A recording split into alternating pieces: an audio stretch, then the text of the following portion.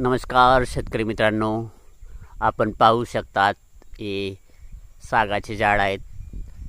हे आपण शेताच्या कडेला लावलेलं आहे. पाणी वगैरे येतं तेव्हा शेत वाहतं वगैरे, त्यासाठी आपल्या शेताच्या बाजूला असा लवण आहे, नाला आहे.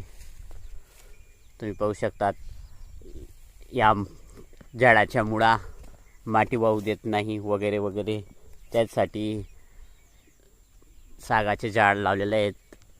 आपण पाहू शकता सर्व शेतात साग लावलेला आहे.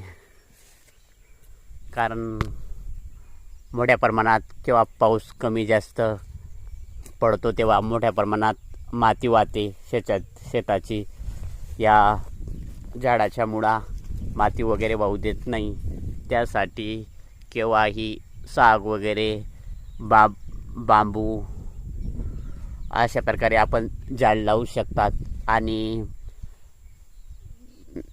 आपलं शेत वगैरे वाहत नाही, पाण्याने मोठ्या प्रमाणात माती वाहत नाही. तुम्ही पाहू शकतात प्रत्यक्ष इथे झाडाची मूळ आहे आणि मोठ्या प्रमाणात माती आहे,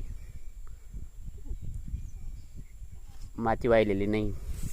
त्यासाठी आपण बेस्ट पर्याय म्हणजे शेताच्या कडेला कुणाच्या नाला काटेला शेत असेल तर माती वाहत असेल तर तिथे झाड वगैरे लावून घ्या.